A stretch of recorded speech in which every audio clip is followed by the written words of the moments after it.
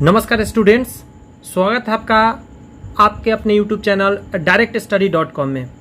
दोस्तों, एक बेहतरीन सीरीज चल रहा है जिसमें हम लोग लूसेंट किताब के जितने भी ऑब्जेक्टिव है उसको हम देखते हैं। हर एक वीडियो में तकरीबन 100 क्वेश्चन हम लोग कवर करते हैं। आज का जो चैप्टर है हमारा दोस्तों वो है मौर्य काल। जी हाँ, मौर्य काल जो कि 322 ईस्वी पूर्व से लेकर 185 ईस्वी पूर्व तक की बातें हैं इसमें। जी हाँ, आज हम लोग बात करने जा रहे हैं 322 बीसी से 185 बीसी तक की बात हम लोग करेंगे। तो शुरुआत करते हैं इस वीडियो के। बस इतना ही कहूँगा, लास्ट तक वीडियो में बने रहिएगा, बीच में स्किप मत कीजिएगा कि कौन सा क्वेश्चन आपके एग्जाम से टकराएगी दोस्तों, ये आप भी नहीं जानते दोस्त और हम भी नहीं जानते हैं। तो इसीलिए कहूँगा सारे क्वेश्चन का प्रैक्टिस कीजिए। और आपको पता है लूसेंट एग्जाम के लिए कितना महत्वपूर्ण है, तो फिर हमको ज़्यादा कुछ बोलने की ज़रूरत है नहीं। तो सबसे पहला प्रश्न आपके आंखों के सामने है, चाणक्य का एक और नाम क्या था? चाणक्य का वैसे कई नाम थे, लेकिन इस ऑप्शन के हिसाब से बताइए कि चाणक्य का क्या नाम था। सबसे पहला आप देखेंगे दोस्त तो भट्ट स्वामी, ऑप्शन नंबर बी में विष्णुगुप्त दिया गया है, राजशेखर दिया गया है और विशाख दत्त दिया गया है। इन चार में से अगर आंसर की बात करें दोस्तों तो आप कमेंट्स में लिख सकते हैं जिसके आंसर आप जानते हैं दोस्त। वैसे इसका तो टिक ही लगा हुआ है, तो विष्णुगुप्त इसका आंसर हो जाएगा बी नंबर। नेक्स्ट प्रश्न है, निम्नलिखित में से किसकी तुलना मैकियावेली के प्रिंस से की जाती है? मतलब चार ऑप्शन है, कौन ऐसा व्यक्ति है जिसका की तुलना मैकियावेली के प्रिंस से किया जाता है? बहुत ही ज़्यादा इंपॉर्टेंट क्वेश्चन है। ऑप्शन है कालिदास का मालविक्निमित्रम, कौटिल्य का अर्थशास्त्र, वात्सायन का कामसूत्र या त्रिलुबर का त्रिकुलरम। सोचिए और आंसर दीजिए। तो मौर्य काल पढ़ रहे हैं तो लाजमी है, ये तो दिमाग लगा ही सकते हैं, बट कोई नहीं, बहुत आसान है। और प्रिंस से किसका तुलना किया जाता है? तो कौटिल्य का क्या हो जाएंगे दोस्त? अर्थशास्त्र। कौटिल्य साहब ने अर्थशास्त्र लिखा है, नाम सुन के इकोनॉमिक समझ में आता है, बट इसका रियली में ये किताब दोस्तों राजनीति पे आधारित है, इकोनॉमिक पर यानी पॉलिटी का किताब है ये, लेकिन नाम है अर्थशास्त्र। नेक्स्ट प्रश्न है, वह शासक कौन था जिसने राज सिंहासन पर बैठने के लिए अपने बड़े भाई सुसीम की हत्या की थी? तो अपने बड़े भाई सुसीम की हत्या करने वाला वह अशोक था दोस्त। टिक लगा हुआ है। नेक्स्ट प्रश्न देखते हैं, निम्नलिखित में सम्राट अशोक की वह पत्नी कौन थी जिसने उसको प्रभावित किया था? तो सबसे ज्यादा उसको लुभाया था वो थी ऑप्शन डी नंबर कारुबाकी। कारुबाकी जो थी वो बहुत ज्यादा क्या की थी? लुभाई थी अशोक को। नेक्स्ट क्वेश्चन को देखते हैं, अशोक ने अपने सभी अभिलेखों में एकरूपता से किस प्रकृति का प्रयोग किया है? तो अशोक ने जितने भी अभिलेख हैं उसमें एक चीज का प्रयोग किया, उसको बोलते हैं अर्धमागधी। अर्धमागधी एक भाषा है दोस्त, उसका प्रयोग अपने अभिलेखों में सबसे ज्यादा अशोक ने किया है। नेक्स्ट है, बिंदुसार ने विद्रोहियों को कुचलने के लिए अशोक को कहां भेजा था? तो तक्षशिला भेजा था। यहां पे थोड़ा सा सीक्वेंस में समझा दूं दोस्तों, वैसे मैं थ्योरी नहीं पढ़ा रहा हूं, लेकिन जब तक थोड़ा सा नहीं बताऊंगा थोड़ा आपको दिक्कत हो रहा होगा समझने में। देखिए, चंद्रगुप्त मौर्य जो थे उनका बेटा बिंदुसार था। ये जो आप यहां देख रहे हैं बिंदुसार, ये चंद्रगुप्त मौर्य का बेटा था। और चंद्रगुप्त मौर्य का बेटा था राजा अशोक। ये जो अशोक आप नाम सुनते हैं वो बिंदुसार का बेटा था। यानी कि अगर हम बात करें कि अशोक का दादाजी कौन हो जाएंगे तो वो हो जाएगा चंद्रगुप्त मौर्य। याद रहेंगे? तो याद रखिएगा इस प्रश्न को कि बिंदुसार ने विद्रोहियों को कुचलने के लिए अशोक को तक्षशिला भेजा था। याद हो गए? आइए नेक्स्ट प्रश्न का प्रैक्टिस करते हैं। निम्नलिखित में से वह व्यक्ति कौन है जिसका नाम देवान प्रियदर्शी भी था? बहुत बेहतरीन क्वेश्चन। देवान प्रियदर्शी किसका नाम था? तो राजा अशोक का ही नाम था दोस्तों देवान प्रियदर्शी। ये आपको हमेशा याद रखना है। राजा अशोक देखने में बहुत ही ज्यादा खूबसूरत थे, तो बहुत खूबसूरती के कारण उनका नाम देवान प्रियदर्शी था। नेक्स्ट है, निम्नलिखित में प्राचीनतम राजवंश कौन सा है? सबसे पुराना यदि राजवंश की बात करें जो ऑप्शन है उसके हिसाब से, तो गुप्त नहीं है, कुषाण नहीं है, कण्व नहीं है, सबसे पहले मौर्य है दोस्त। मौर्य काल के बाद हम लोग गुप्त वंश पढ़ेंगे, उसमें हम देखेंगे इसके बाद आया था गुप्त वंश। नेक्स्ट प्रश्न है कौटिल्य, जिसको कि चाणक्य के नाम से भी हम लोग जानते हैं। कौटिल्य को चाणक्य के नाम से भी जाना जाता है। प्रधानमंत्री था किसका? बहुत आसान, चंद्रगुप्त मौर्य का था। आपको डराने के लिए, गलती कराने के चंद्रगुप्त द्वितीय दे रखा है, अशोक दे रखा है, अजातशत्रु दे रखा है, लेकिन याद रखिएगा चंद्रगुप्त मौर्य के ही प्रधानमंत्री था कौटिल्य या चाणक्य। नेक्स्ट प्रश्न है, कलिंग विजय के उपरांत अशोक महान ने निम्नलिखित में से किस धर्म को अंगीकृत कर लिया था? तो वह बौद्ध धर्म को मान लिया था। दोस्त यहां पे थोड़ा सा बताना चाहेंगे, ना ही चंद्रगुप्त मौर्य कलिंग को जीत पाए थे और ना ही जो अशोक के पिताजी थे यानी कि बिंदुसार वो जीत पाए थे कलिंग को, लेकिन अशोक ऐसा महान राजा था जो कलिंग को जीत गया। लेकिन प्रॉब्लम यह हो गया कि इतना ज्यादा लोग लाखों की संख्या में, हजारों की संख्या में मरे और इतने खून खराबा को देखा अशोक कि उस समय से उसने खून खराबा बंद कर दिया और उसने बैराग, मतलब यूं कहे कि वो छोड़ दिया कि आज के बाद मैं कोई भी युद्ध नहीं करूंगा, और सच्चा ही बात है, उसने उसके बाद कोई सा भी युद्ध नहीं किया दोस्त, और उसने बौद्ध धर्म को अपनाया था। नेक्स्ट प्रश्न को देखिए, चंद्रगुप्त के शासन विस्तार में किसने मुख्य रूप से मदद किया था? तो मैं यहां कहानी बता देना चाहता हूं। चंद्रगुप्त मौर्य को चाणक्य, जो इसका प्रधानमंत्री था, चंद्रगुप्त मौर्य का प्रधानमंत्री जो था, असल में एक तरह से कहे गुरु भी कह सकते हैं। चंद्रगुप्त मौर्य को उसके साम्राज्य विस्तार में चाणक्य सबसे ज्यादा मदद किया था, क्योंकि यह प्रधानमंत्री भी बना हुआ था चंद्रगुप्त मौर्य का। ऊपर वाले प्रश्न में हमने देखा है। नेक्स्ट प्रश्न, सांची किस कला व मूर्ति कला का निरूपण करता है? तो आपको पता होगा सांची में बौद्ध धर्म का सबसे बड़ा क्या है? स्तूप है। बौद्ध धर्म का सबसे बड़ा स्तूप कहाँ है? तो सांची में ही है, और उसको बनवाने वाला कोई और नहीं, राजा अशोक ही है, महान अशोक ही है। आइए नेक्स्ट प्रश्न को देखते हैं। 13 नंबर प्रश्न है, प्राचीन भारत का वह प्रसिद्ध शासक जिसने अपने जीवन के अंतिम दिनों में जैन धर्म को अपनाया था, कौन था वो जो अपने लास्ट के जीवन काल में जैन धर्म को अपनाया था? आंसर इसके कमेंट्स में दोस्तों आपको लिखने हैं। उस समय से आंसर टिक लगे हुए थे, बट अब टिक नहीं लगे हुए हैं, तो इन सभी का आंसर आप कमेंट्स में लिखेंगे यदि आप जानते हैं तो। मैं यहाँ पे अलाउ करता हूँ, यदि आप अंदाज भी लगा सकते हैं तो जरूर लगाइए, कमेंट्स में आंसर लिखिए, क्योंकि आपके एक्सपीरियंस होंगे, एग्जाम में प्रैक्टिस हो जाएंगे आपका टिक कैसे लगाया जाता है, और आपको थोड़ा सा कॉन्फिडेंस बढ़ेगा, सही होगा आंसर। तो 13 का होगा चंद्रगुप्त मौर्य। चंद्रगुप्त मौर्य अपने जीवन के अंतिम दिनों में दोस्तों जैन धर्म को अपनाया था। मौर्य साम्राज्य की स्थापना किसने की थी? बहुत बेहतरीन क्वेश्चन।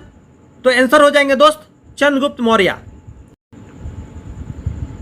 मौर्य साम्राज्य में प्रचलित मुद्रा का नाम क्या था?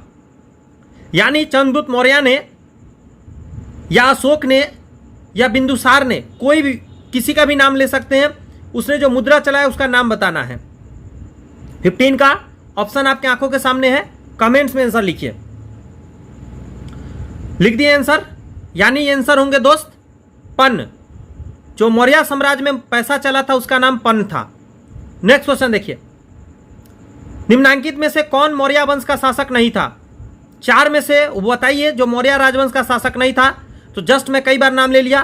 चंद्रगुप्त मौर्य स्थापना किया, उसका बेटा बिंदुसार, उसका बेटा अशोक, अजातशत्रु नहीं था। यानी हमारा आंसर असल में यही होगा, यह मौर्य वंश का शासक नहीं था।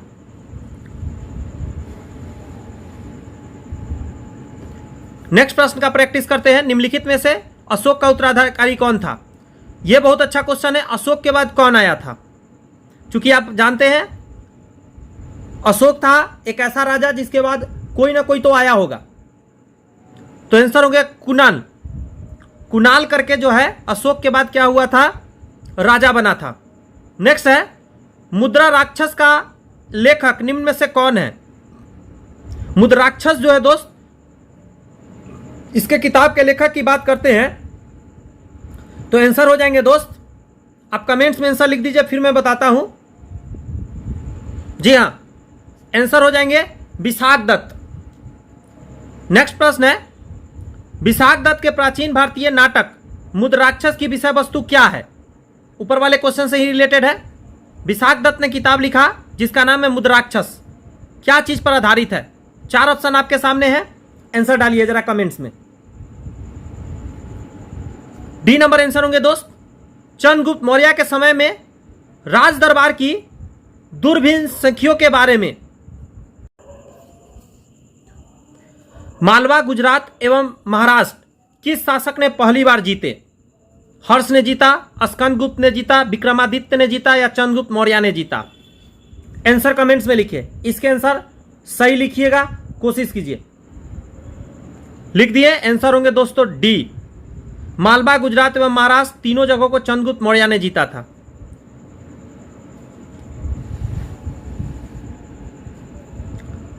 किसने सहिष्णुता, उदारता और करुणा के त्रिबिंब आधार पर राजवंश की स्थापना किया? सहिष्णुता, उदारता और करुणा किसके अंदर था जिसके वजह से राजवंश चला? अशोक, अकबर, रंजीत सिंह या शिवाजी? अगर आप इसका बात करेंगे दोस्तों अशोक। निम्नलिखित किस शहर में अशोक के शिलालेख नहीं है? सम्राट अशोक के गिरनार, कंधार, पाटलिपुत्र, टोपरा? कौन सा जगह है जहां पे उसके अभिलेख नहीं मिले हैं? कमेंट्स में आपने आंसर दिया पाटलिपुत्र। पाटलिपुत्र में अशोक के एक भी अभिलेख नहीं मिले हैं। अर्थशास्त्र का लेखक समकालीन था? अशोक, चंद्रगुप्त विक्रमादित्य, समुद्रगुप्त? 23 के आंसर कमेंट्स में यदि आपने लिख दिया है तो आंसर हो जाएंगे दोस्तों चंद्रगुप्त। नंद वंश के पश्चात मगध पर किस राजवंश ने शासन किया? नंद वंश के पश्चात मगध किस राजवंश ने शासन किया? मौर्य, शुंग, गुप्त, कुषाण? कमेंट्स में आंसर डालिए। मौर्य। नंद वंश जब खत्म होता है, पीछे के वीडियो में हम लोग ने अच्छे से बात किया है, उसके बाद मौर्य राजवंश आता है। चंद्रगुप्त मौर्य इसको स्थापित किए थे। मौर्य काल में शिक्षा का सर्वाधिक प्रसिद्ध केंद्र कौन सा था? मौर्य काल में वैशाली, नालंदा, तक्षशिला या उज्जैन? कौन सा जगह था जहां सबसे ज्यादा शिक्षा के लिए लोग आया करते थे? कमेंट्स में आपने आंसर डाल दिया। आंसर हो जाएंगे तक्षशिला। तक्षशिला ऐसा जगह था जो मौर्य काल में सबसे ज्यादा प्रसिद्ध था। क्या चीज के लिए? एजुकेशन के लिए।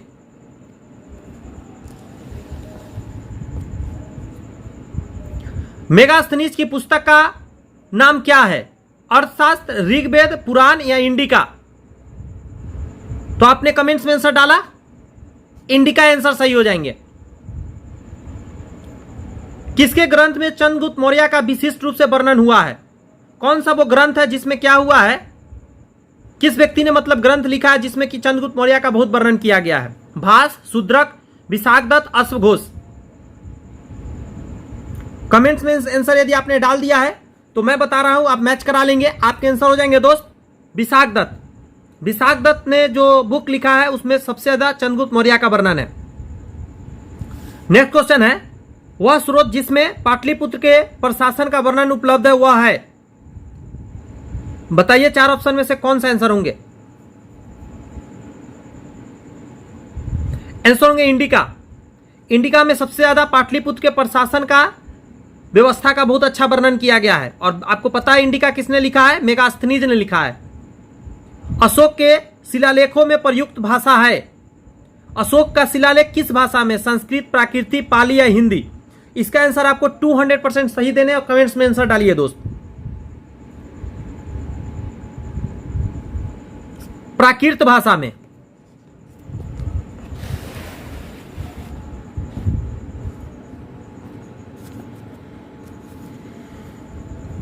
निम्नलिखित में से किस मौर्य राजा ने दक्कन की विजय प्राप्त की थी? निम्नलिखित में से किस मौर्य राजा ने दक्कन की विजय प्राप्त की थी? दक्कन को जीतने वाला कौन था? आपको आंसर देना है। चंद्रगुप्त। चंद्रगुप्त मौर्य जो थे वो दक्कन को जीते थे। मेगास्थनीज ने भारतीय समाज को कितनी श्रेणियों में विभाजित किया? भारतीय समाज कितने श्रेणी में बटा हुआ था बताइए जरा। मेगास्थनीज ने बांटा था, जो इंडिका किताब के रचयिता है। आंसर हो जाएंगे 7 भागों में उसने बांटा है भारतीय समाज को। कौटिल्य के अर्थशास्त्र में किस पहलू पर प्रकाश डाला गया है? आपको पता चाणक्य और कौटिल्य एक ही व्यक्ति है, उन्हीं का नाम है दोनों। उन्होंने अर्थशास्त्र किताब लिखा है, आपको बताया था मैं थोड़ा देर पहले। आंसर होंगे राजनीति। क्या है? राजनीति पर आधारित है, या आर्थिक जीवन, धार्मिक जीवन, सामाजिक जीवन पर आधारित नहीं है। निम्न में से कौन सा क्षेत्र अशोक के साम्राज्य में सम्मिलित नहीं था? यानी राजा अशोक ने कौन से साम्राज्य को अपने में नहीं मिलाया था? अफगानिस्तान, बिहार, श्रीलंका या कलिंग? 33 का आंसर सी हो जाएंगे दोस्त। श्रीलंका से दोस्ती उसका चलता था, उसको उसने नहीं जीता था।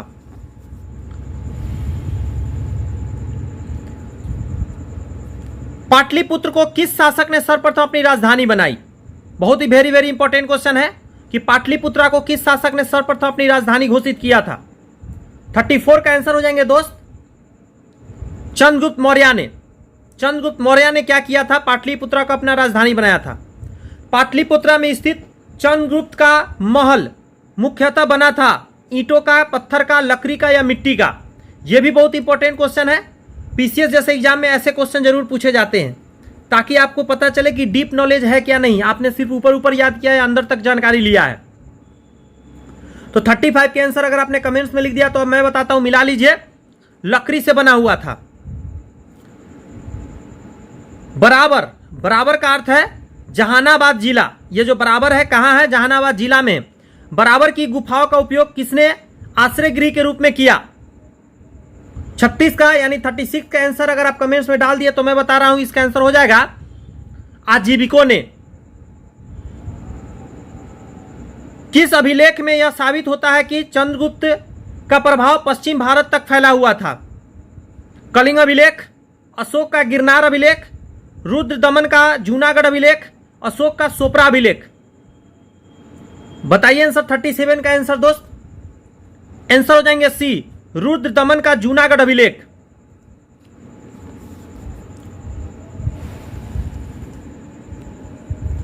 केवल वह स्तंभ जिसमें अशोक ने स्वयं को मगध का सम्राट बताया। एक ऐसा अभिलेख है दोस्त, स्तंभ जिसमें अपने आप को सम्राट बताया है। 4 ऑप्शन में से आंसर बताइए पढ़ के जरा।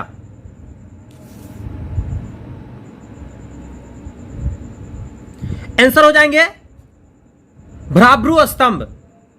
भ्राभ्रू स्तंभ जो है दोस्त, जिसमें अशोक ने स्वयं को मगध का सम्राट बताया है, और कोई भी अभिलेख में, कोई भी स्तंभ में ऐसा नहीं बताया है। बहुत बेहतरीन क्वेश्चन। चंद्रगुप्त, बिंदुसार, अशोक और चाणक्य, सामने नाम दिया गया है, कुछ मैच कराइए।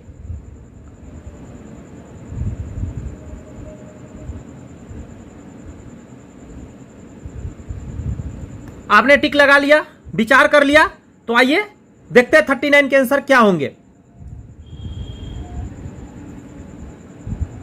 अगर हम बात करें 39 का, चंद्रगुप्त को सैंड्रोकोट्टम कहा, मतलब सैंड्रोकोट्टस कहा जाता है। अगर हम बात करते हैं बिंदुसार को, तो इसको बोला जाता है अमित्र घात। अगर हम सी की अशोक की बात करें तो अशोक को प्रियदर्शी बोलते हैं, प्रियदर्शी या प्रियदर्शी भी कहा जाता है। और चाणक्य का एक और नाम है विष्णुगुप्त। तो चाणक्य का टोटल 3 नाम अभी तक आपने जाना, चाणक्य, कौटिल्य और विष्णुगुप्त। याद रखिएगा जरूर से जरूर, चाणक्य, कौटिल्य और विष्णुगुप्त। अशोक को प्रियदर्शी या प्रियदर्शी भी कहा जाता है, बहुत जगह लिखा रहता है। चंद्रगुप्त को दोस्तों सैंड्रोकोट्टस कहा जाता है। बिंदुसार को अमित्र घात कहा जाता है।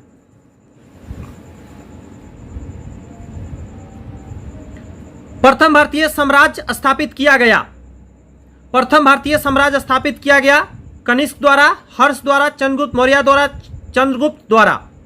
समुद्रगुप्त द्वारा। इसके आंसर अगर आपने कमेंट्स में दे दिया तो देखिए, चंद्रगुप्त मौर्य द्वारा प्रथम भारतीय साम्राज्य स्थापित किया गया। उत्तरांचल में अशोक का एक शिलालेख स्थित है, देवप्रयाग में, केदारनाथ में, कालसी में या ऋषिकेश में? आंसर हो जाएंगे दोस्त कालसी में। उत्तरांचल में यदि बात करें दोस्तों तो क्या हो जाएगा? कालसी में क्या अशोक के शिलालेख है। सांची का स्तूप किसने बनवाया? सांची का स्तूप किसने बनवाया? 42 का आंसर दीजिए।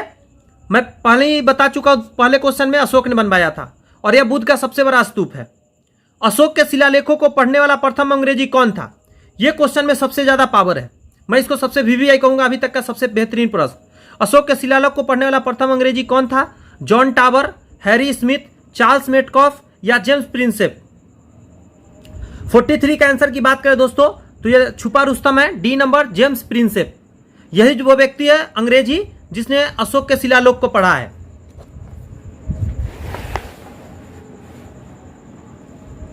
कलिंग युद्ध की विजय तथा क्षत्रियों का वर्णन अशोक ने किस शिलालेख में किया है?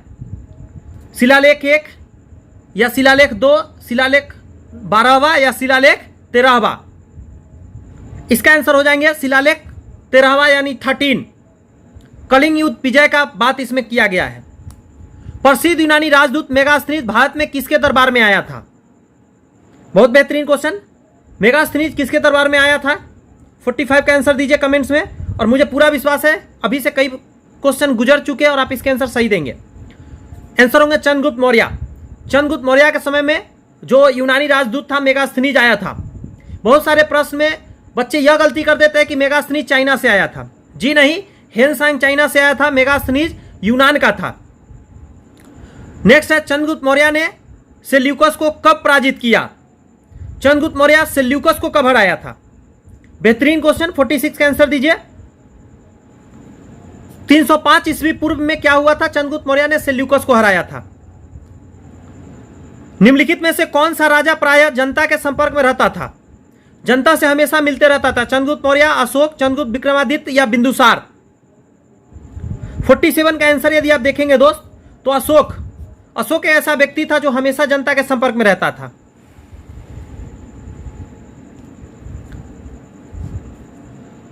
अशोक ने 261 ईस्वी पूर्व में कलिंग को जीतने के बाद क्या किया?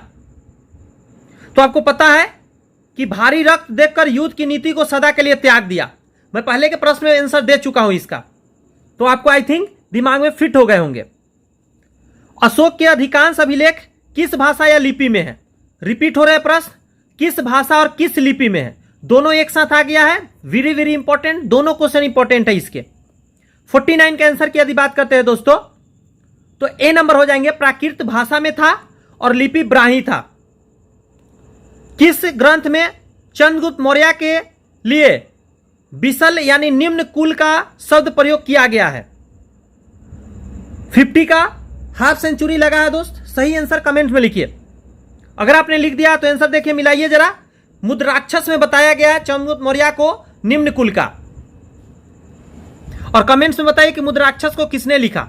थोड़ी देर पहले मैं अभी इस पे चर्चा किया था।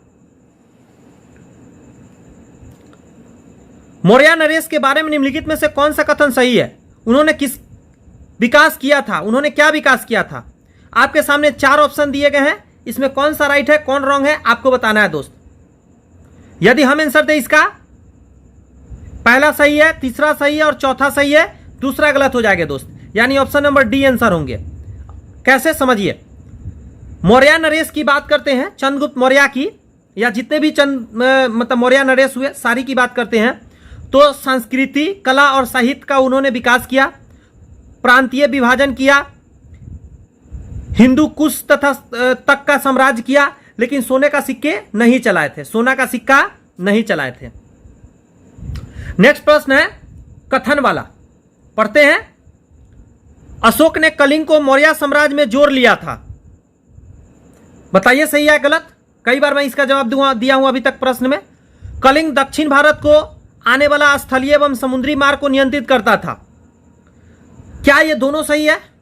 तो अगर दोनों सही है और दोनों आपस में कनेक्टेड है तो पहला आंसर होंगे। दोनों सही है और दोनों अलग अलग बात सही है, दोनों एक दूसरे से कनेक्टेड नहीं है, तो बी नंबर सही होंगे। पहला सही तो सी नंबर और दूसरा सही तो डी नंबर। बताइए जरा 52 का दिमाग लगाओगे आप आंसर सही दे पाओगे। दोनों एक दूसरे से कनेक्टेड भी है और दोनों सही है। अशोक ने कलिंग को मौर्य साम्राज्य में मिलाया था। जी हां, मैं शुरू में ही बताया कि ना ही चंद्रगुप्त मौर्य ने जीत पाया था कलिंग को और ना ही उसका बेटा बिंदुसार जीता था, लेकिन बिंदुसार का बेटा यानी चंद्रगुप्त मौर्य का पोता अशोक जो था दोस्तों वो क्या किया था? कलिंग को जीत लिया था। दूसरा क्वेश्चन है, कलिंग जो था दक्षिण भारत को आने वाला स्थलीय एवं समुद्री मार्ग को नियंत्रित करता था, इसलिए इसको जीतना बहुत जरूरी था। दोनों आपस में कनेक्टेड है। बेहतरीन सा जवाब होगा कि दोनों सही है और आर जो है ए को व्याख्या कर रहा है।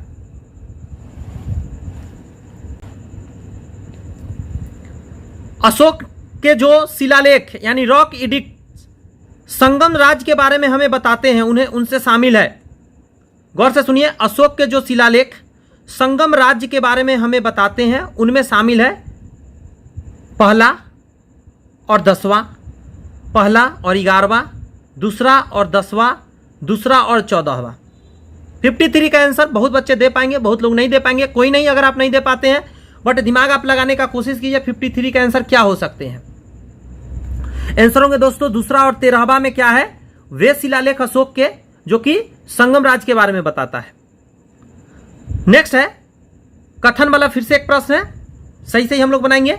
अशोक के राज्य देशों के अनुसार धार्मिक निष्ठा की अपेक्षा जनता के मध्य सामाजिक समरसता अधिक महत्वपूर्ण थी।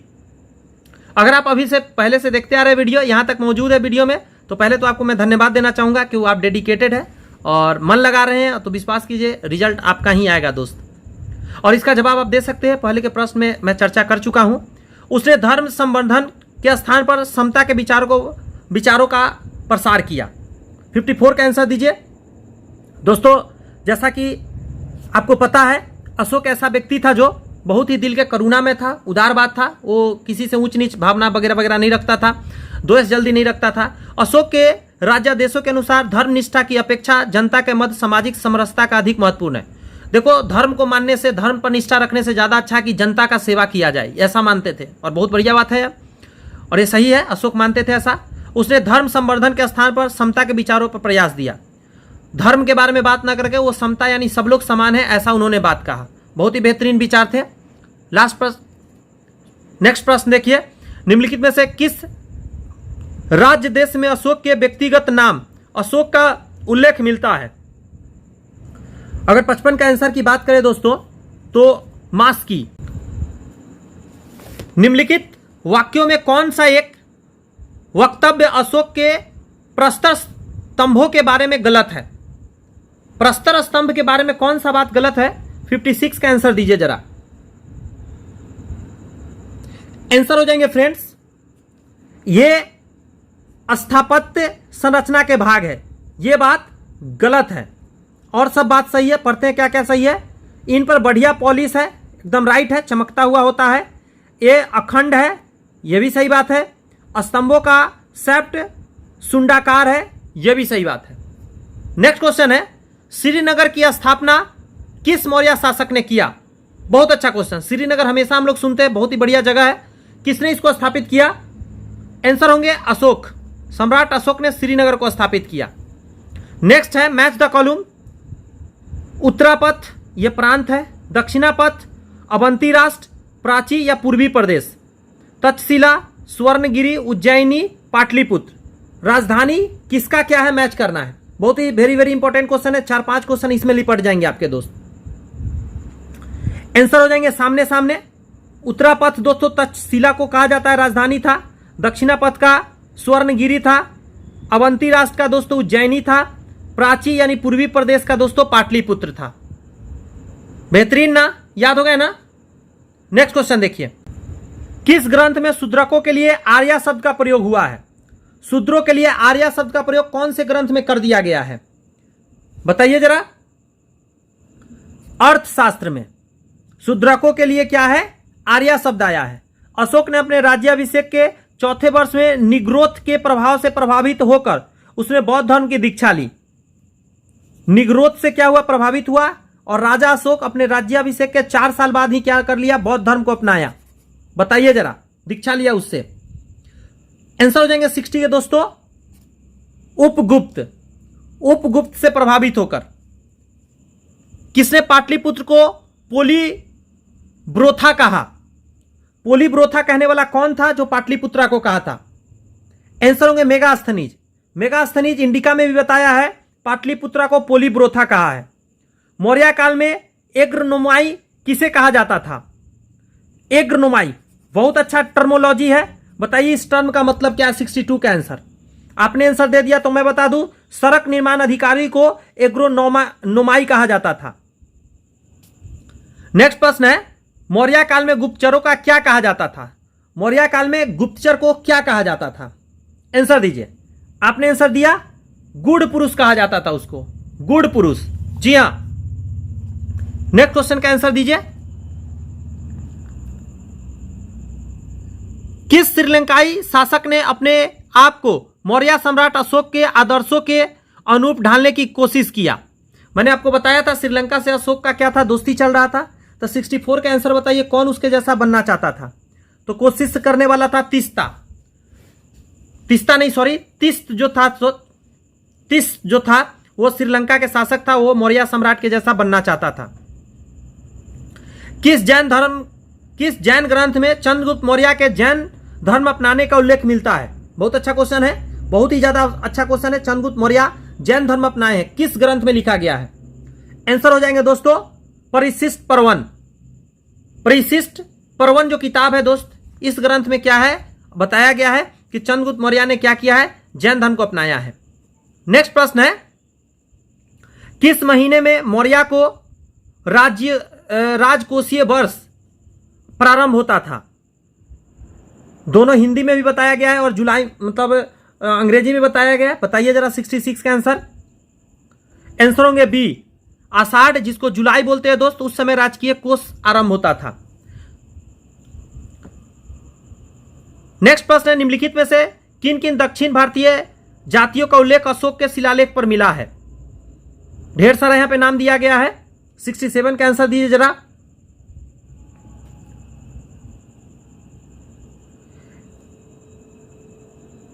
एक नंबर का उल्लेख किया है,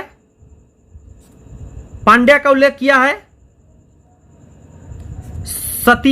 सतीय पुत्र का भी उल्लेख किया है, केरल पुत्र का भी उल्लेख किया है, लेकिन यानी ये नंबर आंसर हो जाएंगे। कहीं भी विष्णुकुंड या पल्लव का उल्लेख नहीं है दोस्त। नेक्स्ट प्रश्न को देखिए, अशोक के बारे में जानने के लिए सबसे महत्वपूर्ण स्रोत क्या है? अशोक के बारे में जानना है तो क्या चीज पढ़ लेंगे या समझ लेंगे तो जान जाएंगे? तो शिलालेख सब कुछ बताता है अशोक के बारे में।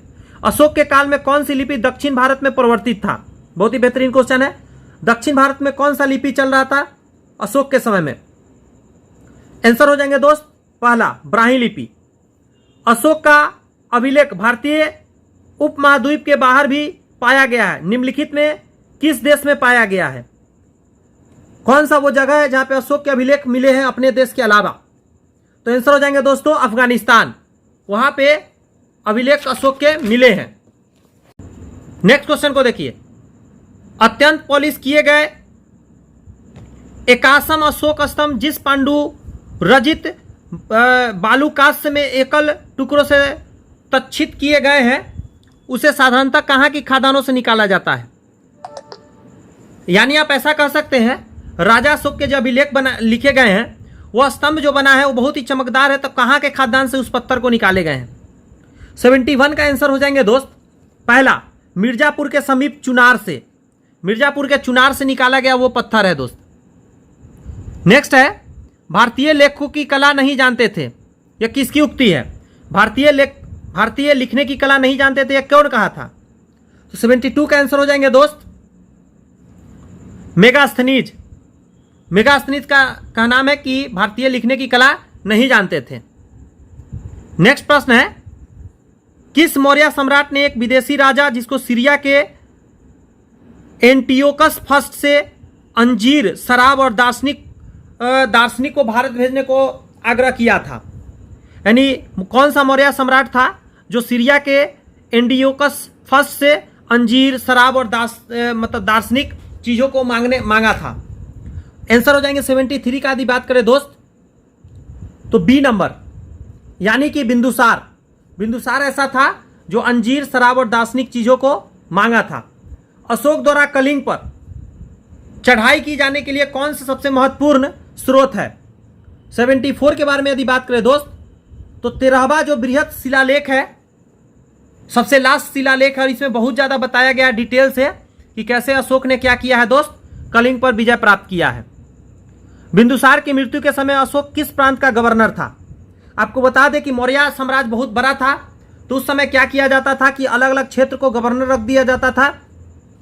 तो उस समय अशोक कहां का गवर्नर था जिस समय बिंदुसार यानी उसके पिताजी मरे थे? तो 75 के आंसर की यदि बात करें दोस्तों, पहला ही हो जाएगा उज्जैन।